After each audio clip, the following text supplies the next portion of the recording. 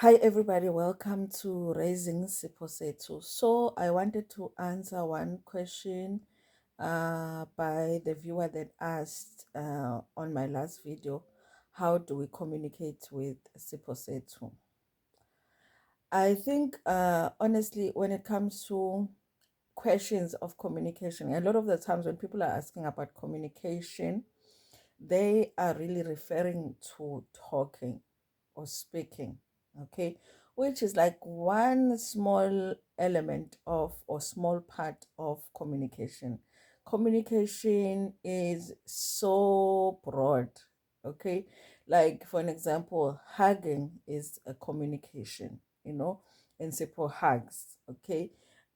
Kisses, when you kiss your child, it's a form of communication. When you hold their hand or their hands, or they're holding your hand, it's a form of communication.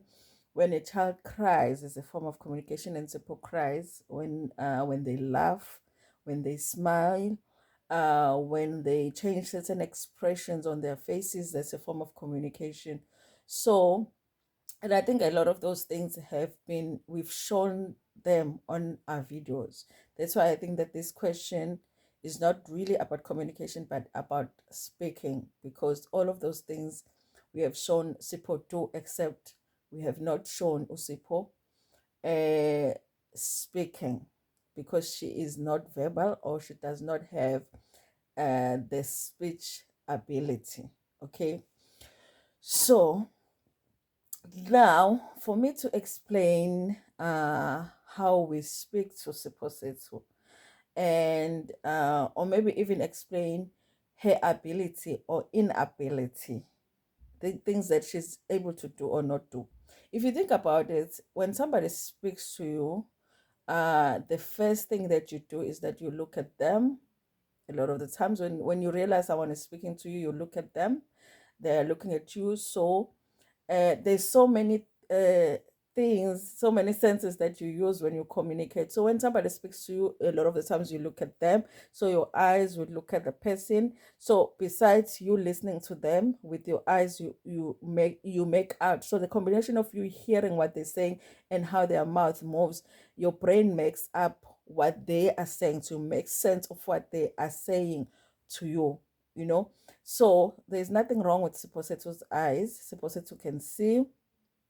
And so a lot of the times, even though when you speak to her, she won't look directly at you, but she makes attempts to look at the direction of where you are. And also, there's nothing wrong with Sipho's ears. Okay, physically, basically, with Siphosethu, her physical disability is a result of a brain damage. So her eyes are not damaged, her ears are not damaged. So a lot of the times when she hears noises or she hears somebody speak, hey, she can hear you. Okay. Now, after you hear someone speak, your brain quickly makes sense of what they're saying, and then it also generates an answer or an appropriate response. And there's two ways you can respond. You can respond with your body, like doing something with your body, or you can respond with speech, like answering back. So suppose that has a brain damage. So she can hear you when you're speaking to her, because of course there's nothing wrong with her hearing, but the speed to which her brain makes sense of what you're saying is slow, okay, because of the brain damage. Okay, I say that it's slow. It's not that it doesn't function, because if it didn't function at all, then she wouldn't respond at all. If I give you an example, maybe I'll do a video one time when I can. If Sipo has a hand in the mouth, for an example, and I say, Sipo, move your hand out of your mouth. It will take time for her to move her hand out of her mouth, but she will move her hand out of her mouth. That's because she has heard me, but her brain, it takes time for her to make sense of what I'm saying. And then also it takes longer also for her to respond to what I'm saying, but she will eventually respond. Her response is never going to be verbal, because she does not have a speech. After the brain injury, she never regained her speech, but she will react in a way that you see that she understands you, even though you have to be patient because it takes longer. Sometimes you have to repeat what you want her to do a number of times before she does it, but she will do it eventually. So with us, we speak to Sipho like we will speak to any other child, you know. Like when I want to say something to her, I say something to her. I can talk to her, I can tell her stories, I can speak to her in the house like I'm speaking to somebody. The only thing I won't get back is her answering me with speech. So she won't speak to me, you know. But all of the reactions that you will get with the way her body will respond and her looking around trying to figure out which side of the room I'm in shows that she can hear me. So it's important that when it comes to a child with special needs, you understand that their communication is far more than just speech, you know. But it does not mean that you being able to use speech, you can't use speech to communicate with him. I've heard a person actually say to me, that means that Siphosethu needs to learn a sign language. I was like, it was so difficult for me to even start and explain to this person that, you know what, that is not even like a thing that you can such a because that it meant that the person didn't understand even how sign language works, because a lot of the people that are using sign language is people that are deaf. When a person is deaf, a lot of the times there's nothing wrong with their brain works just as fast as anybody else's brain. So when you're speaking to them, their brain works so fast that a lot of the kids would even be able to make out what you're saying by reading your lips. So there's not the issue is the hearing, is the physical hearing. So the issue is with the ears a lot of the times. So now the you can have just a normal conversation with the person that cannot hear. The problem is that is the reason that they are affected, their speech is affected, is because of the ear. Because the way that we learn to speak is through looking at the person when they're speaking to you. You're looking at them and you're hearing them, so you can make out how their lips are, you can combine how their lips are moving and what you are hearing, and then you learn to speak. That's how children learn to speak. They hear their parents and people around them speaking, saying certain words, and then they speak.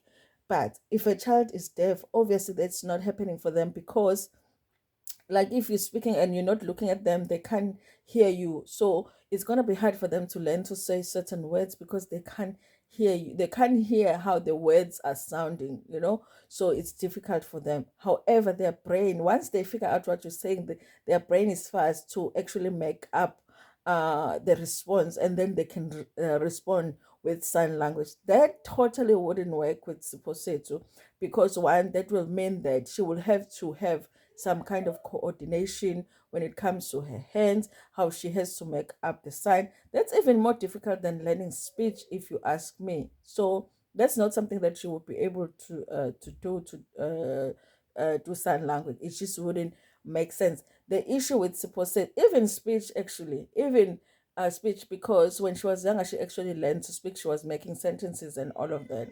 So even with the speech, there's nothing physically that prevents her from being able to speak. The issue that we have with Siphosethu is the brain injury.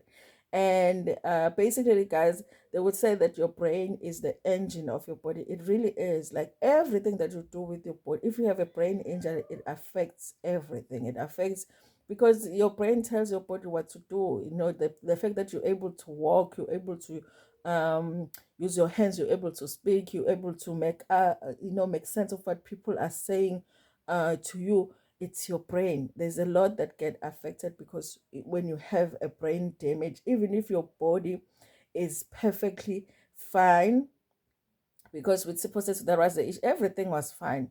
Now, of course, she has had the operation on her hips that were affected because of the use of the wheelchair and her not being able to move around like other children and play and all of that, and they were affected. Now we have that issue, but her body had no it wasn't it didn't have any disability. The disability is in the brain. The injury is in the brain, and as a result, she's not able to walk. She's not able to speak. She's not able to stand on her own, and a whole lot of other things. But When it comes to us speaking to her, we speak to her. We know how she responds. She can communicate when she's not happy. It's just not in words. So the only thing she does not have is speech. But even with speech, you guys, it's that thing of sometimes I feel like she will make attempts now to make certain noises that almost come closer to words. And sometimes I feel like it's because I'm so hopeful about it. Maybe I'm making up things, but then I will see other people respond to it. Didn't she just attempt to say something? So I think even with speech, it's an issue of the brain. It's just imagine like a slow, I don't know how I can explain it. Like imagine like someone speaks, now your brain takes time, and then finally it's like, oh, this is what the person says. Now it's trying to come up with a response. Okay, that process also takes longer.